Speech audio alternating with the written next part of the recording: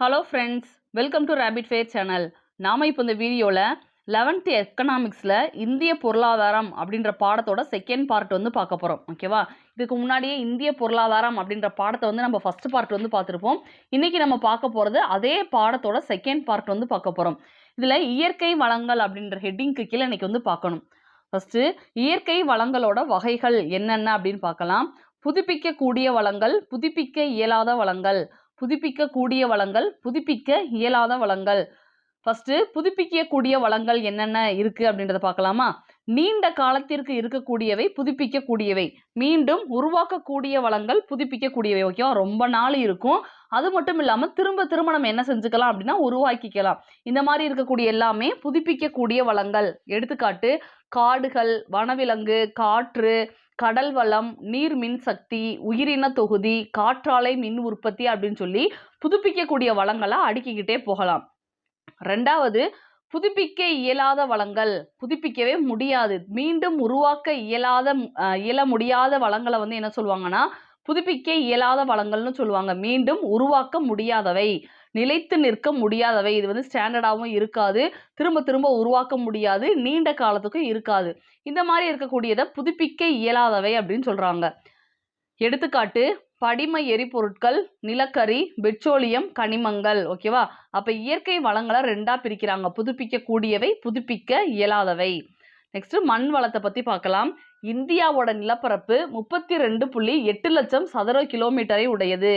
இந்தியாவோட நிலப்பரப்பு என்ன அப்படின்றத நம்ம கண்டிப்பா வந்து தெரிஞ்சுக்கணும். 32,87,263 சதுர கிலோமீட்டர். ஓகேவா?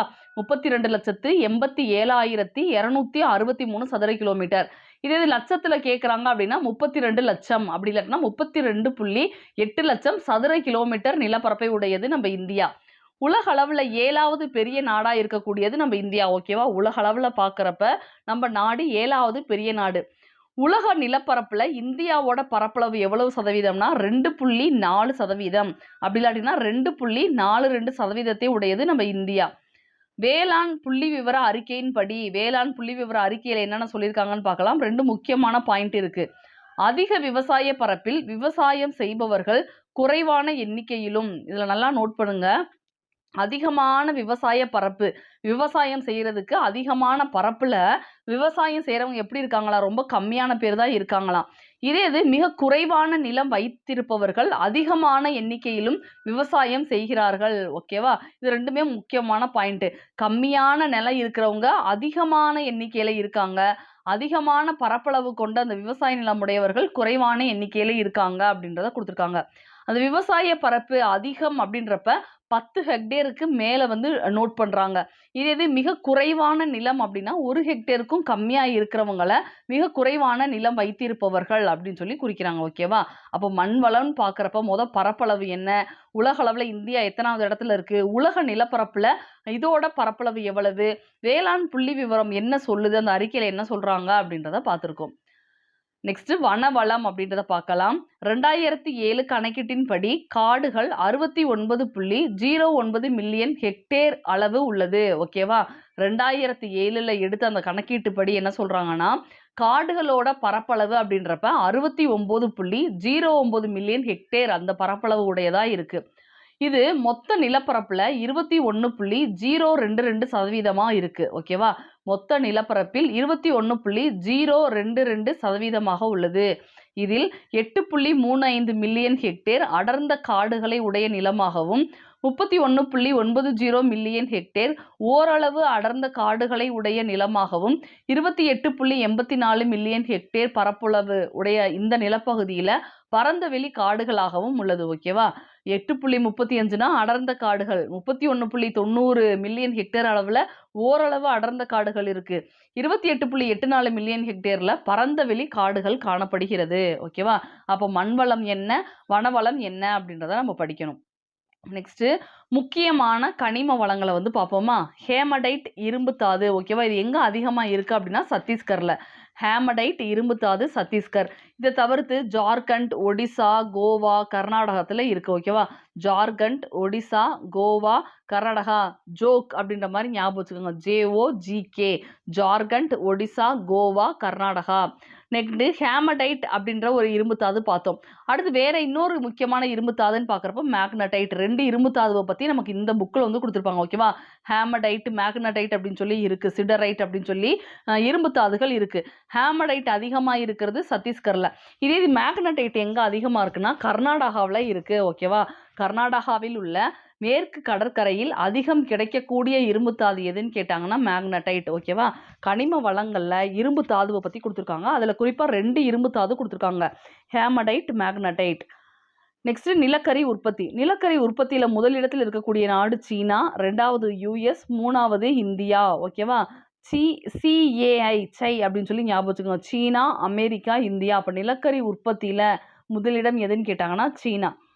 நெக்ஸ்ட் நம்ம இந்தியாவில் எந்த இடத்துல நிலக்கரி உற்பத்தி அதிகமாக வந்து நடக்குது அப்படின்னா ஜார்க்கண்ட் மாநிலத்தில். ஓகேவா? ஜார்க்கண்ட் மாநில நிலக்கரி வயல்களில் இருந்து அதிக அளவு நிலக்கரி கிடைக்கிறது. ஜார்க்கண்ட் மாநிலத்தில் அதிக அளவு நிலக்கரி வந்து கிடைக்குது. உலக அளவில் அப்படின்னு பார்க்குறப்ப சீனா, அமெரிக்கா, இந்தியா. இந்தியா அப்படின்னு பார்க்குறப்ப ஜார்க்கண்டில் கிடைக்குது அப்படின்றத நம்ம தெரிஞ்சுக்கணும். நெக்ஸ்ட் அலுமினியத்தோட முக்கியமான தாது எது? பாக்சைட். ஓகேவா? அலுமினியத்தோட முக்கியமான தாது பாக்சைட். இந்த பாக்சைட் தாது அதிகமாக எங்கே இந்தியாவில் கிடைக்குது அப்படின்னா ஒடிசாவிலையும் ஆந்திராவிலையும் அதிகமாக கிடைக்குது. பாக்சைட் தாது அதிகமாக கிடைக்கக்கூடிய மாநிலங்கள் அப்படின்னு பார்த்தோம்னா ஒடிசா மற்றும் ஆந்திர பிரதேசம்.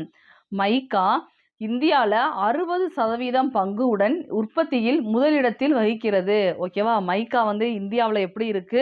60% பங்கோட முதலிடத்துல இருக்குன்னு சொல்றாங்க. அந்த கனிம வளங்களை எல்லாம் பார்க்குறோம். ஹேமடைட்டு, மேக்னடைட்டு, அதுக்கப்புறம் பாக்சைட்டு அப்படின்னு சொல்லி ஒவ்வொரு நம்ம தாதுக்களையா பார்த்தோம். இந்த கனிமங்கள்ல அதிக அளவுல இந்தியாவில் இருந்து உற்பத்தி செய்யக்கூடியது எது அப்படின்னா அது மைக்கா. கிட்டத்தட்ட 60% நம்ம இந்தியாவில இருந்தே உற்பத்தியில இருக்கு. ஓகேவா? இது வந்து அரிதில் கடத்தியா வந்து இருக்கு. அரிதில் மின் கடத்தியாக செயல்படக்கூடியது மைக்கா. நெக்ஸ்ட் தங்கம். தங்கம் 3 முக்கிய தங்க சுரங்கங்களிலிருந்து நமக்கு வந்து கிடைக்குது. ஓகேவா? கோலார், ஹட்டி தங்கவயல், ராம்கிரி அப்படின்னு 3 இடங்கள்ல இருந்து கிடைக்குது. கோலார் தங்கவயல் எங்க இருக்கு அப்படின்னா கர்நாடகாவில் இருக்கு. ஹட்டி தங்கவயல் கர்நாடகாவில் இருக்கு. ராம்கிரி அப்படின்றது ஆந்திராவில் இருக்கு. ஓகேவா? கோலார், ஹட்டி, ராம்கிரி இந்த 3 இடங்கள்ல இருந்து நமக்கு தங்கம் வந்து கிடைக்குது. நெக்ஸ்ட் யுனிசெஃப் அறிக்கையின்படி நாடு முழுவதும் 4582,000 கேரட் வைரம் கிடைக்கிறது. ஓகேவா? முக்கியமான ஒரு 1 மார்க். யுனிசெஃப் வந்து என்ன சொல்லியிருக்காங்க அப்படின்னா நாடு முழுவதும் நம்ம இந்திய நாடு ஃபுல்லாக நம்ம பார்க்குறப்ப கிட்டத்தட்ட 4582,000 கேரட் வைரம் வந்து நமக்கு கிடைக்குது அப்படின்றத சொல்லியிருக்காங்க. ஓகேவா? நெக்ஸ்ட் போக்குவரத்து. போக்குவரத்துக்கு கீழே என்னென்ன முக்கியமான பாயிண்ட்ஸ் இருக்குன்னு பார்க்கலாம். சாலை போக்குவரத்தில் 30 லட்சம் சதுர கிலோமீட்டர் நீளம் உடையதாக நம்ம இந்தியா வந்து இருக்கு. ஓகேவா? 30 லட்சம் சதுர கிலோமீட்டர் கொண்ட ஒரு நீளமுடைய ஒரு நாடாக நம்ம இந்தியா வந்து இருக்கு. ஓகேவா?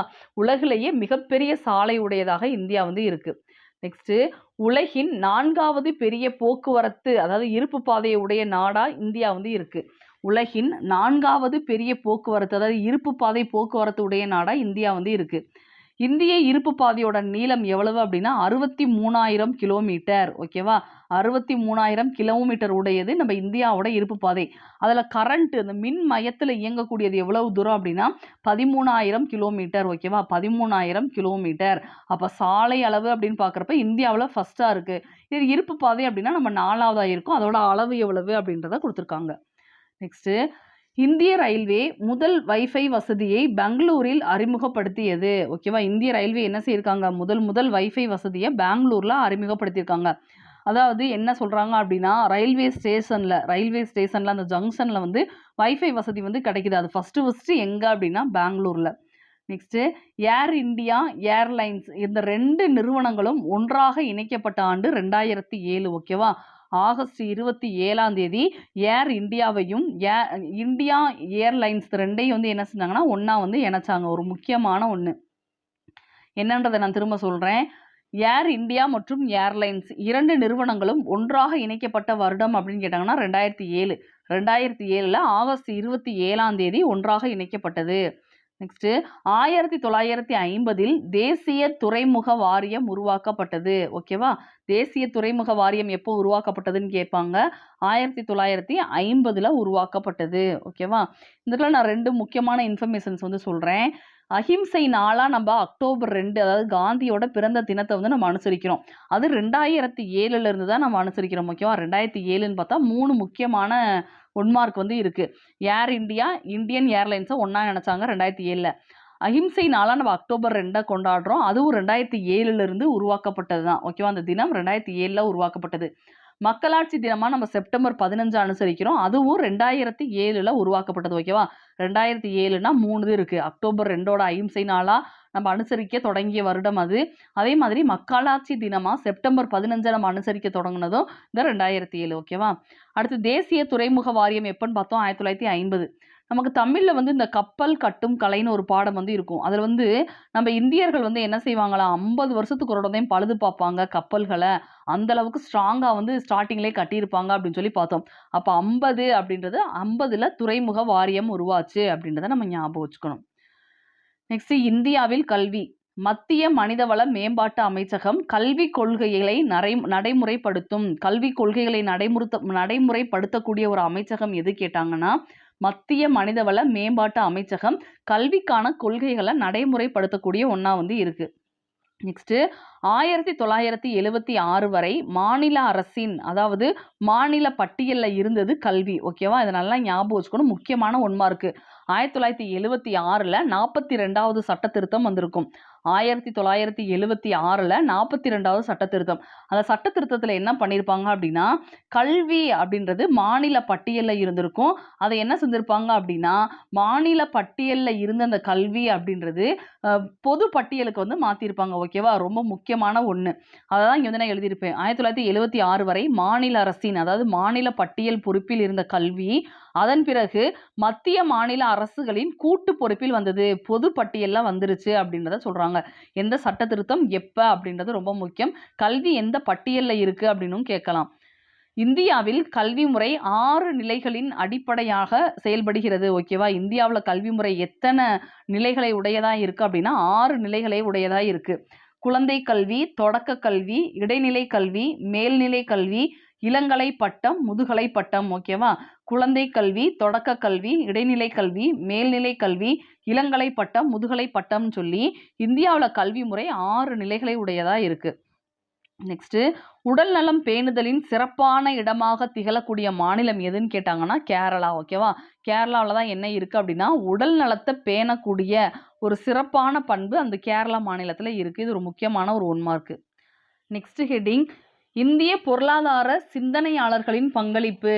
இந்திய பொருளாதார சிந்தனையாளர்களின் பங்களிப்பு மொத்தம் 7 பேரை கொடுத்துருப்பாங்க.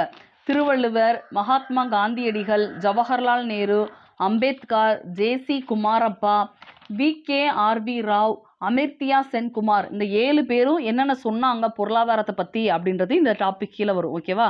ஃபர்ஸ்ட் நம்ம பார்க்க போறது திருவள்ளுவர். திருவள்ளுவரை பத்தி நம்ம வந்து ஃபர்ஸ்ட் பார்க்கலாம்.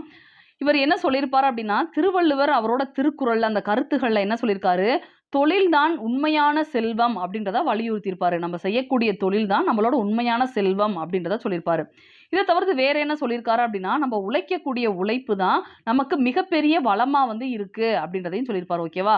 நம்ம உழைக்கக்கூடிய உழைப்பு தான் நமக்கு மிகப்பெரிய வளமாவும் இருக்கு அப்படின்றத சொல்லியிருப்பாரு. நெக்ஸ்ட் பொருளாதார பத்தின கருத்துகள் திருவள்ளுவர் எந்த பகுதியில் சொல்லியிருக்காரு அப்படின்னா பொருட்பால சொல்லியிருக்காரு. அறம், பொருள், இன்பம் அப்படின்னு சொல்லி 3 பிரிவுகளா நம்ம என்ன செய்வோம் அப்படின்னா திருக்குறளை பிரிப்போம். அதுல பொருளாதாரத்தை பத்தின அந்த கருத்துகள் எல்லாமே பொருட்பால இருக்கு. ஓகேவா? வாழ்வின் ஆதாரமாக விளங்கக்கூடியது எது அப்படின்னா மலை அப்படின்றத அவர் சொல்லியிருப்பாரு. மலை தான் நம்ம வாழ்க்கையோட ஆதாரம். ஓகேவா?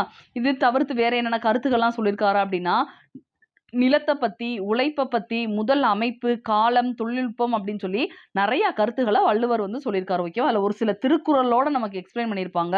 அது என்னென்ன அப்படின்றத பார்க்கலாம். பெருமவற்றுள் யாமறிவது இல்லை அறிவறிந்த மக்கட்பேறு அல்ல பிற. ஓகேவா? 61வது குறள். பெருமவற்றுள் யாமறிவது இல்லை அறிவறிந்த மக்கட்பேறு அல்ல பிற. ஓகேவா? இதுல வந்து என்ன சொல்லியிருப்பாரு அப்படின்னா வேளாண்மை தான் அடிப்படையான பொருளாதார நடவடிக்கைக்கு காரணமான ஒண்ணு அப்படின்றத சொல்லியிருப்பாரு. வேளாண்மை தான் அடிப்படையான ஒண்ணு அப்படின்றத சொல்லியிருப்பாரு. ஓகேவா? அடுத்து உழுதுண்டு வாழ்வாரே வாழ்வர் மற்றெல்லாம் தொழுதுண்டு பின் செல்பவர். ஓகேவா, உழுதுண்டு வாழ்வாரே வாழ்வர் மற்றெல்லாம் தொழுதுண்டு பெண் செல்பவர். இது 1032வது குறள். ஓகேவா, உழவை பத்தி சொல்லியிருப்பாரு. ஒரு நாடு அதன் செலவுகளை கட்டுக்குள் வைத்திருக்கும் பட்சத்தில் அதன் வருமானம் குறைவாக இருந்தாலும் பாதகம் இல்லை அப்படின்றதையும் சொல்லியிருப்பாரு. ஓகேவா, உழுதுண்டு வாழ்வாரே வாழ்வார் மற்றெல்லாம் தொழுதுண்டு பின் செல்பவர். இதில் என்ன சொல்லியிருக்காங்க, உழுது விவசாயம் பண்ணுறவங்க தான் நல்லா இருக்காங்க, நல்லா வாழ்வாங்க, மற்றவங்க என்னதான் தொழில் செஞ்சாலும் அவங்க விவசாயம் பின்னாடி தான் போகணும் அப்படின்றத சொல்லியிருந்திருப்பாரு. நெக்ஸ்ட் ஒரு முக்கியமான கருத்து என்ன அப்படின்னா, ஒரு நாடு அதோட செலவுகளை அதோட கட்டுக்குள்ள வச்சிருந்தா மட்டும்தான் என்ன செய்ய முடியும், நாட்டை நம்ம வழி நடத்த முடியும், நல்ல விதத்துல கடன் இல்லாம வழி நடத்த முடியும் அப்படின்றத சொல்லியிருப்பாரு. ஓகேவா, ஒரு நாடு அதன் செலவுகளை கட்டுக்குள் வைத்திருக்கும் பட்சத்தில் அதன் வருமானம் குறைவாக இருந்தாலும் பாதகம் இல்லை. நம்ம கிட்ட வருமானம் கம்மியா இருந்தாலும் அந்த வருமானத்துக்கு ஏற்ற மாதிரி செலவு செஞ்சோம் அப்படின்னா எந்த ஒரு பிரச்சனையும் வராது அப்படின்றது நம்ம சொல்லுவோம். இதையே வள்ளுவர் ஒரு நாட்டுக்கு மேற்கோளா சொல்லியிருக்காரு. நெக்ஸ்ட், வெளி உதவி கோரும் நாடுகள் நாடுகளே அல்ல என்கிறார் வள்ளுவர். ஓகேவா, 739வது குறள் என்ன சொல்றாரு அப்படின்னா, வேற நாட்டுல போய் கடை வாங்கக்கூடாது, வேற நாடுகளை சார்ந்து இருக்கக்கூடாது. சப்போஸ் அப்படி சார்ந்து இருக்கு அப்படின்னா அந்த நாடுகள் வெறும் நாடுகளே இல்லை அப்படின்றத சொல்லியிருக்காரு. நாடென்ப நாடா வளர்த்தன நாடல்ல நாட வளர்ந்தரு நாடு. 739வது குறள் அதுதான். ஓகேவா, நாடென்ப நாடா வளர்த்தன நாடல்ல நாட வளர்ந்தரு நாடு. ஓகேவா, நலம் பேரும் அரசில் வறுமை எழுத்தறிவின்மை நோய் இருக்காது அப்படின்றத அடுத்த குறள்ல சொல்ல வந்திருப்பாரு. ஓகேவா, அப்ப என்ன சொல்லியிருக்காரு, வெளிநாடுகளில் உதவி கோரும் நாடுகள் நாடுகளே அல்ல அப்படின்றத சொல்லியிருக்காரு. நலம் பேரும் அரசில் வறுமை எழுத்தறிவின்மை நோய் இருக்காது. நம்ம நாட்டுக்குள்ளேயே எல்லாத்தையும் பார்த்துக்கிட்டோம் அப்படின்னா நம்ம நாட்டுக்கான வறுமை இருக்காது, எழுத்தறிவின்மை அப்படின்றது நாட்டில் இருக்காது, நோய் பிணி அப்படின்றது எதுவும் இருக்காது அப்படின்றது வள்ளுவரோட கருத்துக்களாக இருக்கு. இந்த திருக்குறள்களையும் நம்ம படிக்கணும். ஓகேவா, தமிழ் புக்கில் இருக்கக்கூடிய திருக்குறள்களையும் தாண்டி இந்த திருக்குறள்களையும் நம்ம படிக்கணும். நெக்ஸ்ட், காந்தி என்னென்ன சொல்லியிருக்காருன்றதை பார்க்கலாமா. காந்திய பொருளாதாரம் நன்னெறியை அடிப்படையாக கொண்டது. முக்கியமான ஒரு ஒன்மா இருக்கு. காந்திய பொருளாதாரம் நன்னெறியை அடிப்படையாக கொண்டது. ரெண்டாவது முக்கியமான பாயிண்ட் என்ன அப்படின்னா, குடிகாரர்களின் நாடாக இருப்பதை விட இந்தியா ஏழை நாடாக இருக்கட்டும் அப்படின்னு காந்தி சொல்லியிருப்பாரு. குடிகாரர்களா இருக்கிறதுக்கு இந்தியா பேசாம ஏழையாவே இருந்துடலாம்ல அப்படின்னு காந்தி சொல்லியிருக்காரு. 1921ல் ஒரு தேசத்தின் அல்லது ஒரு தனியாரின் தார்மீக ஒழுக்க நெறிகளை காயப்படுத்தினால் அந்த பொருளாதார நடவடிக்கையும் இழுக்கானது அப்படின்னு காந்தி சொல்லியிருப்பாரு. ஓகேவா, இது ஒரு முக்கியமான ஒன்று. இந்த இதை கொடுத்துட்டு யார் இந்த ஸ்டேட்மெண்ட்டை சொன்னது பொருளாதாரத்தை பற்றி அப்படின்னு சொல்லி நம்ம நினைக்கலாம். ஓகேவா, பொருளாதாரத்தை பற்றி காந்தி சொன்ன ஒரு முக்கியமான ஒரு ஸ்டேட்மெண்ட் என்ன சொல்லியிருக்காரு, ஒரு தேசத்தின் அல்லது ஒரு தனியாரின் தார்மீக ஒழுக்க நெறிகளை காயப்படுத்தினால் அந்த பொருளாதார நடவடிக்கையும் இழுக்காக மாறும், இழுக்கானது அப்படின்னு சொல்லியிருக்காரு காந்தி. நெக்ஸ்ட், 1924ல் ஒன்று சொல்லியிருக்காரு, தார்மீக மதிப்புகளை புறந்தள்ளும் பொருளாதாரம் உண்மையற்றது. தார்மீக மதிப்புகளை புறந்தள்ளக்கூடிய பொருளாதாரம் உண்மையானது இல்லை அப்படின்னு சொல்லியிருக்காரு. 21, 24 2 வருஷமும் முக்கியம்.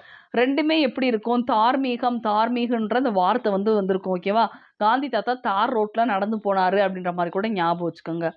நெக்ஸ்ட், கிராமங்களில் தான் இந்தியா வாழ்கிறது என கூறியவர் காந்தி. இது நமக்கு தெரிஞ்சது. கிராமங்களில் தான் இந்தியா வாழ்கிறது என கூறியவர் காந்தி. இயந்திரமயமாதலை எதிர்த்தவர் காந்தி. ஓகேவா, இயந்திரமயமாதல், நமக்கு இயந்திரமயமாதல் எல்லாமே மிக்சி கிரைண்டரு வாஷிங் மிஷின் எல்லார் வீட்லையுமே இருக்கக்கூடிய ஒரு முக்கியமான ஒரு பொருளாக மாறிடுச்சு. ஓகேவா, ஏழை பணக்காரங்க இதை தவிர்த்து மேக்சிமம் எல்லார் வீட்லையுமே மிக்சி கிரைண்டர் இதெல்லாமே இருக்கு. இந்த மாதிரி இயந்திரமயமாதல் அப்படின்றது நமக்கு டைம் சேவிங்காக இருந்தாலும் முன்னாடி மாதிரி பெண்களுக்கு ஸ்ட்ரென்த் கிடைக்கிறது இல்லை. ஏன் அப்படின்னா முன்னாடி குனிஞ்சு நிமிந்து எல்லா வேலையும் செய்வாங்க. அப்போ உடலுமே எப்படி இருந்துச்சுன்னா நல்லா ஆரோக்கியமாக இருந்துச்சு. அப்போ இயந்திரமயமாதல்னால இந்த மாதிரி பிரச்சனைகள் இருக்குது அப்படின்றத அறிஞ்ச காந்தி என்ன செய்கிறாரு, இயந்திரமயமாதலை எதிர்த்திருக்காரு. இயந்திரங்களை மிகப்பெரிய பாவம் என கூறியவர் காந்தி. இயந்திரங்களை மிகப்பெரிய பாவம் என கூறியவர் காந்தி. ஓகேவா, சுய கட்டுப்பாடு, மக்கள் தொகையை கட்டுப்படுத்தக்கூடிய ஒரு முக்கிய வழியாக இருக்கக்கூடியது சுய கட்டுப்பாடு. ஓகேவா, குடும்ப கட்டுப்பாடு அப்படின்றது தவிர்த்து மற்ற திங்ஸ் எல்லாம் தவிர்த்து என்ன சொல்றாரு அப்படின்னா சுய கட்டுப்பாடு அப்படின்றது இருக்கணும் அப்படின்றது முக்கியமான ஒன்றா காந்தி சொல்றாரு. மக்கள் தொகையை கட்டுப்படுத்துறதுக்கு சுய கட்டுப்பாடு அப்படின்றது வேணும் அப்படின்றத சொல்லியிருக்காரு. நெக்ஸ்ட், மது நமக்கு எந்த விதத்திலும் துணை செய்வதல்ல, மாறாக நோயை தருகிறது. குடிக்கிறாங்க, நல்லா குடிக்கிறாங்க. மது, அது இதுன்னு சொல்லி நெறையா குடிக்கிறாங்க. இதனால நமக்கு ஏதாவது நல்லது கிடைக்குமான்னா கிடையாது. ஆக மொத்தம் நமக்கு குடிக்கிறதுனால என்னதான் கிடைக்க போகுது அப்டின்னா, நோய் தான் வரும் அப்டின்றத காந்தி வந்து வலியுறுத்தியிருக்காரு. ஓகேவா? இது எல்லாமே பொருளாதாரத்த பத்தி காந்தியோட முக்கியமான கருத்துக்கள். நெக்ஸ்ட் ஜவஹர்லால் நேர பத்தி பார்க்கலாம். 1964 ஜவஹர்லால் நேரு இறந்திருப்பாரு. அது வரைக்குமே நம்ம இந்திய நாட்டோட பிரதமரா இருந்திருப்பாரு. ஓகேவா? இந்தியாவோட முதல் பிரதமரும் இவர்தான். இவர் இறந்தப்ப வருடம் எப்ப அப்டின்னா, இறந்தப்பயும் பிரதமரா இருந்திருப்பாரு. 1964 வரைக்கும். நவீன இந்தியாவின் சிற்பி அப்படின்னு சொல்லி ஜவஹர்லால் நேருவ அழைக்கிறாங்க. ஓகேவா? நவீன இந்தியாவின் சிற்பி. திட்டமிடுதலை அறிமுகப்படுத்திய ஒரு தலைவர் அப்படின்னா, அது ஜவஹர்லால் நேரு தான். ஓகேவா? திட்டமிடுதலை அறிமுகப்படுத்தியவர் ஜவஹர்லால் நேரு. நெக்ஸ்ட்டு 1956 மே 2nd 5 இயர் பிளான்ல வந்து என்ன சொல்லியிருப்பாரு அப்படின்னா, இந்த பொருளாதார கொள்கைகளுக்காக பார்லிமென்ட்ல விவாதம் வந்து பண்ணியிருப்பாரு. ஓகேவா? 1956 மே 2வது மே மாசம் 1956 மே மாசம் வந்து 2வது ஐந்தாண்டு திட்டம் வந்து நடைமுறைக்கான அந்த கொள்கைகள வந்து விவாதம் வந்து பண்ணியிருப்பாரு. இது வந்து ஒரு முக்கியமான ஒரு பாயிண்ட். ஓகேவா? 1956 அப்படின்றது 2வது ஐந்தாண்டு திட்ட காலத்தோட தொடக்கம். ஓகேவா? அப்ப அந்த கொள்கைகள மே மாசம் என்ன செஞ்சிருப்பாரு அப்படின்னா, நேரு வந்து பார்லிமென்ட்ல விவாதம் வந்து பண்ணியிருப்பாரு. அதோட கொள்கைகளை எல்லாம். நெக்ஸ்ட்டு திட்டமிடுதலின் சாரம் என்பது மனித சக்தி வளங்கள், பணம் இவற்றை சிறந்த வழிகளில் பயன்படுத்துவதை குறிக்கும். ஓகேவா? திட்டமிடுதலின் சாரம் அப்படின்றது எத சார்ந்தது? மனித சக்தி வளங்கள், பணம் இவற்றை சிறந்த வழிகளில் பயன்படுத்துறத தான் திட்டமிடுதல் அப்படின்றத சொல்றாங்க. ஓகேவா? இப்ப நம்ம வந்து பிளான் போடுறோம். படிக்கிறதுக்கு அப்படின்னா நம்ம ஒரு பிளான் போடுறோம். இந்த டைம்ல இத முடிக்கணும், இத்தனை நாட்குள்ள இத முடிக்கணும் அப்படின்னு சொல்லி நம்ம திட்டம் போட்டு படிக்கிறோம்.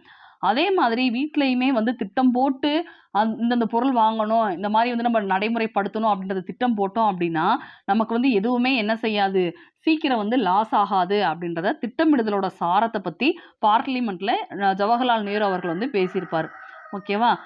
Next B.R.. Ambedkar. B.R.. Ambedkar அப்படின்றப்போ 1891 முதல் 1956 வரை இவருடைய காலம். ஓகேவா? 1891 முதல் 1956 வரை. பழங்கால இந்திய வர்த்தகம், இந்தியாவின் தேசிய பங்கீடு இந்த ஆய்வு கட்டுரைகளை அம்பேத்கர் எழுதியிருக்காரு. பழங்கால இந்திய வர்த்தகம் மற்றும் இந்தியாவின் தேசிய பங்கீடு அப்படின்ற ஆய்வு கட்டுரைகளை எழுதியிருக்காரு. சாதி முறை சமூக பதட்டத்திற்கு காரணமானது. ஓகேவா? ஜாதி அப்படின்னு ஒண்ணு இருந்தாலே சமூகத்துல ஒரு பதற்றமான ஒரு சூழ்நிலை எப்பயுமே நம்ம வந்து எதிர்பார்க்கலாம். நெக்ஸ்ட் ஜாதி அரசியல் ஜனநாயகத்தை விட சமூக ஜனநாயகம் அமைப்பதில் தோல்வி அடைந்தது. ஜாதி முறையில அரசியல் வந்து பண்ணக்கூடாது. சப்போஸ் அந்த மாதிரி ஜாதி முறையில அரசியல் அப்படின்றது வந்துருச்சு அப்படின்னா ஜனநாயகம் அப்படின்றது இருக்காது. அதுக்கு பதிலா என்னதான் ஆகும்? ஜனநாயகம் அப்படின்றது தோல்வியை தான் தழுவும் அப்படின்றத சொல்லியிருப்பாரு. ஓகேவா? இந்த ஜாதி அப்படின்ற மாதிரிலாம் வந்துருச்சு அப்படின்னா அது அம்பேத்கரோட கூற்றுகளா இருக்கும். இதே இது கிராமம், இந்த தார்மீக அப்படின்னு வந்துட்டா அப்படின்னா காந்தி. ஓகேவா? இந்த திட்டமிடுதல் அப்படின்னா ஜவஹர்லால் நேரு இவர் வந்து வருவார். ஓகேவா? நெக்ஸ்ட் 1921 அம்பேத்கருடைய பிரிட்டிஷ் இந்தியாவின் மாகாண நிதி பரவலாக்கல் என்ற ஆய்வு கட்டுரை எம்எஸ்சி பட்டத்திற்காக ஏற்றுக்கொள்ளப்பட்டது. ஓகேவா? 1921 என்ன நடக்குது? அம்பேத்கர் எழுதின ஒரு கட்டுரை வந்து ஆய்வு கட்டுரை எம்எஸ்சி பட்டத்திற்காக ஏற்றுக்கொள்ளப்பட்ட ஆண்டா வந்து சொல்றாங்க. அந்த கட்டுரை என்ன அப்படின்னா, பிரிட்டிஷ் இந்தியாவின் மாகாண நிதி பரவலாக்கல். பிரிட்டிஷ் இந்தியாவின் மாகாண நிதி பரவலாக்கல். நெக்ஸ்ட் 1923 ரூபாயின் பிரச்சனைகள் அப்படின்ற ஆய்வறிக்கை டிஎஸ்சி பட்டம். அதாவது வந்து என்ன சொல்றாங்க அப்படின்னா, ஆய்வறிக்கைக்கு ஒரு பட்டம் வந்து கொடுத்திருப்பாங்க. ரூபாயின் பிரச்சனைகள் அப்படின்றது எந்த வருஷம்? 1923. இந்த ஒரு புத்தகத்தை வச்சுதான் ஆர்பிஐ இருக்குல்ல, ரிசர்வ் பேங்க் ஆஃப் இந்தியா, அதுக்கான பொருளியலை வந்து வகுத்தது இந்த புக்கை வச்சுதான் அப்படின்னு சொல்லுவாங்க. ஓகேவா? ஆர்பிஐக்கான அந்த பொருளாதாரம் அப்படின்றது இந்த நூலை வச்சுதான் வகுக்கப்பட்டது. அதாவது அம்பேத்கரோட ரூபாயின் பிரச்சனைகள் அப்படின்ற நூலை வச்சு ஆர்பிஐக்கான பொருளியல் அப்படின்றது வகுக்கப்பட்டது. நெக்ஸ்ட் 1918 இந்தியாவில் குறைந்த நில உடைமை மற்றும் தீர்வுகள் அப்படின்ற கட்டுரையை வந்து இவர் எழுதியிருந்தார். ஓகேவா? 1918 அம்பேத்கர் எழுதின ஒரு கட்டுரை எது அப்படின்னா, இந்தியாவில் குறைந்த நில உடைமை மற்றும் தீர்வுகள் அப்படின்ற கட்டுரை. Next J.C.. குமாரப்பா. ஓகேவா? ஜே.சி. குமாரப்பா என்ன சொல்றாருன்னு பார்ப்போம். கிராம பொருளாதார முன்னேற்ற கொள்கையின் முன்னோடியாக திகழ்ந்தவர் ஜே.சி. குமாரப்பா. ஓகேவா? அது அப்படியே கேட்பாங்க. கிராம பொருளாதார முன்னேற்ற கொள்கையின் முன்னோடி யாருன்னா ஜே.சி. குமாரப்பா. ஆல்ரெடி இப்போதான் நான் வந்து சொன்னேன். என்ன சொன்னேன்? கிராமம் வந்துட்டா அப்படின்னா காந்தி அப்படின்னு சொல்லி சொல்லியிருந்தேன். அந்த காந்தியை ஃபாலோ பண்ணவர் தான் இந்த ஜே.சி. குமாரப்பா. ஓகேவா? அப்ப கிராம பொருளாதார முன்னேற்ற கொள்கையின் முன்னோடியாக திகழ்ந்தவர் ஜே.சி. குமாரப்பா. ஜேசியோட ஃபுல் ஃபார்ம் என்னன்னா ஜோசப் செல்லத்துரை குமாரப்பா. ஜோசப் செல்லத்துரை குமாரப்பா. இவர் தஞ்சாவூரில் 1892 ஜனவரி 4ஆம் தேதி பிறந்திருக்காரு. 1892ல. அம்பேத்கர் எப்போ பார்த்தோம்? 1891ல வந்து பிறந்தாரு. ஓகேவா? 92ல ஜேசி குமாரப்பா ஜனவரி 4ஆம் தேதி பிறந்திருக்காரு.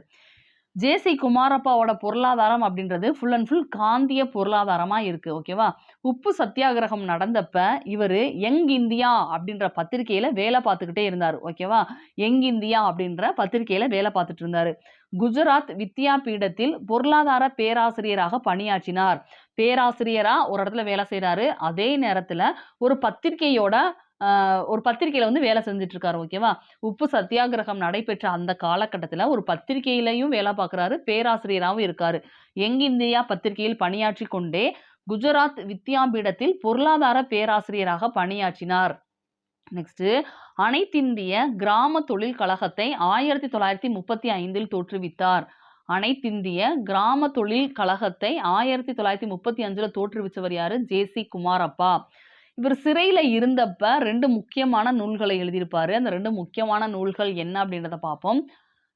நிலைத்த பொருளாதாரம் இயேசுவின் வழிமுறைகள். ஓகேவா? நிலைத்த பொருளாதாரம் இயேசுவின் வழிமுறைகள் அப்படின்ற நூல் 1945ல சிறையில இருந்தப்ப எழுதியிருப்பாரு. நெக்ஸ்ட், கிறிஸ்துவம் அதன் பொருளாதார வாழ்க்கை முறையும். கிறிஸ்தவமும் அதன் பொருளாதார வாழ்க்கை முறையும் அப்படின்ற புத்தகத்தையும் 1945ல சிறையில இருந்தப்ப எழுதியிருப்பார். ஓகேவா? அப்ப ஜேசி குமாரப்பாவோட நூல்கள் 2மே எப்படி இருக்கு? கிறிஸ்தவம் சார்ந்த பொருளாதார நூலா வந்து இருக்கு. ஓகேவா? 2லையுமே பாருங்களேன், பொருளாதாரம் கிறிஸ்தவம்னு வந்திருக்கு, இயேசுன்னு. கிறிஸ்தவம் பொருளாதாரம் வந்திருக்கு. அப்ப இந்த மாதிரி புத்தகம் யாருதுன்னு கேட்டாங்கன்னா ஜேசி குமாரப்பா அப்படின்றது ஈஸியா வந்து நம்ம ஞாபகம் வச்சுக்கலாம். 2மே 1945ல. இதே 1935ல அப்படின்னா கிராம தொழில் கழகத்தை ஆரம்பிச்சிருந்திருப்பாரு. நெக்ஸ்ட், ராமச்சந்திரா குஹா இவரை பச்சை காந்தி என அழைத்தார். ஓகேவா? இப்படி நமக்கு கேட்கலாம். பச்சை காந்தி யாரு அப்படின்னு கேட்பாங்க. யாரு?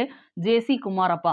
எல்லை காந்தி அப்படின்னா கான் அப்துல் காபர் கான் அப்படின்னு சொல்லி நம்ம படிச்சிருப்போம். அதே மாதிரி பச்சை காந்தி யாரு? பச்சை காந்தி அப்படின்றது ஜேசி குமாரப்பா. இந்த ஜேசி குமாரப்பாவை பச்சை காந்தி அப்படின்னு சொல்லி அழைச்சவர் யார் அப்படின்னா ராமச்சந்திர குஹா. ஓகேவா? ராமச்சந்திர குஹா தான் ஜேசி குமாரப்பாவை பச்சை காந்தி அப்படின்னு சொல்லி அழைச்சிருந்திருப்பாரு. Next, VKRV Rao.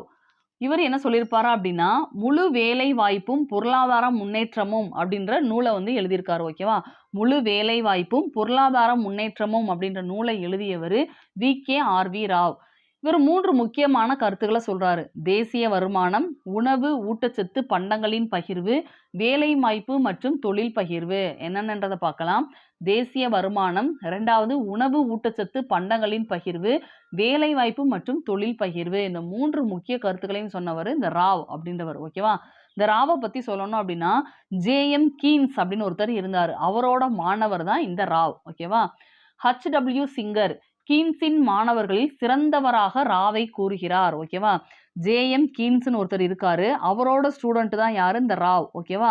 இவரோட ஸ்டூடெண்ட்ஸ்ல நிறைய பேர் இருந்திருப்பாங்க. அந்த JM கீன்ஸ்க்கு நிறைய மாணவர்கள் இருந்திருப்பாங்க. அதுல இவர் தான் சிறந்தவர் அப்படின்னு சொல்லி சிங்கர் வந்து என்ன செய்யறாரு அப்படின்னா கருதுனாராம். HW சிங்கர் கீன்ஸின் மாணவர்களில் ராவை சிறந்தவராக கருதினார். ஓகேவா? இது ஒரு முக்கியமான பாயிண்ட். நெக்ஸ்ட், இவர் இன்னொரு புத்தகம் எழுதியிருக்காரு. என்ன புத்தகம் அப்படின்னா இந்திய பொருளியல் வாழ்வில் என்ன தவறு அப்படின்ற புத்தகத்தை எழுதியவர் இந்த ராவ். RV ராவ். ஓகேவா? 1938ல இந்திய பொருளியல் வாழ்வில் என்ன தவறு அப்படின்ற புத்தகத்தை எழுதியவர் VKRV ராவ். ஓகேவா? இது ஒரு முக்கியமான ஒரு 1 மார்க். ஏற்கனவே நம்ம ஒரு புக்கு வந்து பார்த்தோம். முழு வேலை வாய்ப்பும் பொருளாதார முன்னேற்றமும் அப்படின்ற நூலை எழுதினவரும் ராவ் தான். அதே மாதிரி கீழே ஒன்று பார்த்தோம் 1938ல இந்திய பொருளியல் வாழ்வில் என்ன தவறு அப்படின்ற புத்தகத்தை எழுதினவரும் ராவ் தான். நெக்ஸ்ட், அமர்த்தியா குமார்சன். ஓகேவா? அமர்த்தியா குமார்சன். இவர் 1981ல வறுமை மற்றும் பஞ்சம், உரிமம் மற்றும் இழப்பு அப்படின்ற கட்டுரையை வந்து எழுதியிருக்காரு. வறுமை மற்றும் பஞ்சம், உரிமம் மற்றும் இழப்பு அப்படின்ற கட்டுரையை எழுதினது அமர்த்தியா குமார்சன் 1981ல. ஓகேவா? இவர் பொருளாதாரத்திற்கான நோபல் பரிசு பெற்றவர். அமர்த்தியா சென் குமார். ஓகேவா? அது எந்த வருஷம் அப்படின்னா 1998. கரெக்டான வருஷம் வந்து 1998. புக்கில் வந்து இன்னொரு இடத்துல வந்து 1988ன்னு கொடுத்துருப்பாங்க. ஆனால் கரெக்டான இயர் வந்து என்னன்னா 1998 அப்படின்றதான் கரெக்டான இயர். இதை தவிர்த்து ராவ் சொன்ன கூற்று, ஜே.சி. குமாரப்பாவோட கூற்று, அமர்த்தியாசனோட புக்ஸ் வந்து என்னென்ன அப்படின்றத வந்து பார்த்துடலாம். ஃபர்ஸ்ட், முன்னேற்றம் அடையாத நாடுகளின் முதலீடு, வருமானம் மற்றும் அவற்றை பெருக்கி அவற்றிற்கு இடையான தொடர்பு அப்படின்ற புத்தகத்தை எழுதினவர் ராவ். ஓகேவா, 1952 வந்து எழுதியிருக்காரு. முன்னேற்றம் அடையாத நாடுகளின் முதலீடு, வருமானம் மற்றும் பெருக்கி ஆகியவற்றிற்கு இடையேயான தொடர்பு அப்படின்ற புத்தகத்தை எழுதியவர் ராவ் 1952. நெக்ஸ்ட், பல்கலைக்கழகங்களின் தரம் பல்கலைக்கழக மானியக்குழு சட்டத்தின்படி அளவிடப்படுகிறது அப்படின்னு வந்து சொல்றாங்க. ஓகேவா, பல்கலைக்கழகங்களோட தரம் எதை வச்சு அளவிடப்படுது அப்படின்னா பல்கலைக்கழக மானியக்குழு அந்த சட்டத்தோட அடிப்படையில தான் வந்து அளவிடப்படுது. நெக்ஸ்ட், காந்தியின் கருத்தான கிராம தொழிலில் வளர்ச்சி சங்கம் ஆகியவற்றை விரிவாக ஆதரித்தவர் யாருன்னு கேட்டாங்க அப்படின்னா ஜே.சி. குமாரப்பா. காந்தியின் கருத்தான கிராம தொழில் வளர்ச்சி சங்கம் ஆகியவற்றை வலுவாக ஆதரித்தவர் ஜே.சி. குமாரப்பா. நெக்ஸ்ட், தொழில்நுட்ப தெரிவு என்ற புத்தகத்தின் ஆசிரியர் அமர்த்தியா சென். ஓகேவா, தொழில்நுட்ப தெரிவு என்ற புத்தகத்தின் ஆசிரியர் அமர்த்தியா சென். ஓகேவா, இதோட இந்திய பொருளாதாரம் அப்படின்ற பாடத்தோட செகண்ட் பார்ட் முடிஞ்சிருச்சு. ஆல்ரெடி நம்ம ஃபர்ஸ்ட் பார்ட் பார்த்துருப்போம். இது வந்து செகண்ட் பார்ட். இந்திய பொருளாதாரம் அப்படின்ற பாடம் எக்கனாமிக்ஸ்ல ஒரு ரொம்ப ரொம்ப முக்கியமான ஒரு பாடம், பெரிய பாடமும் கூட. ஓகேவா, இந்த பாடத்தை புக்கில் படிக்க முடியல அப்படின்னா அந்த நோட்ஸில் படிச்சிங்கன்னா கண்டிப்பாக உங்களுக்கு யூஸ்ஃபுல்லாக இருக்கும். நோட்ஸ் எடுத்து நீங்கள் வந்து படித்து வச்சுக்கோங்க. நெக்ஸ்ட், நம்ம அடுத்த ஒரு பார்ட்ல வந்து இந்த பாடத்துக்கான புக் பேக் கொஸ்டின் ஆன்சர்ஸ் வந்து நம்ம வந்து பார்க்கலாம். இப்போ பார்த்த இந்த பகுதியில் இருந்து நான் 2 சிம்பிளான கொஸ்டின் வந்து கேட்குறேன். அந்த 2 கொஸ்டினுக்குரிய ஆன்சரையும் இந்த வீடியோக்கு கீழே கமெண்ட்ல வந்து கொடுங்க. ஃபர்ஸ்ட் கொஸ்டின், பச்சை காந்தி என அழைக்கப்படக்கூடியவர் யார்? பச்சை காந்தி என அழைக்கப்படக்கூடியவர் யார்? ரெண்டாவது கொஸ்டின், ரூபாயின் பிரச்சனைகள் என்ற ஆய்வறிக்கையை எழுதியவர் யார்? ரூபாயின் பிரச்சனைகள் என்ற ஆய்வறிக்கைக்கு சொந்தக்காரர் யார்? இது ரெண்டாவது கொஸ்டின். இந்த 2 கொஸ்டினுக்குரிய ஆன்சரையும் இந்த வீடியோக்கு கீழே கமெண்ட்ல வந்து கொடுங்க. இந்த வீடியோ உங்களுக்கு பிடிச்சிருந்தா லைக் பண்ணுங்க, ஷேர் பண்ணுங்க அண்ட் சப்ஸ்கிரைப் பண்ணுங்க. தேங்க்யூ.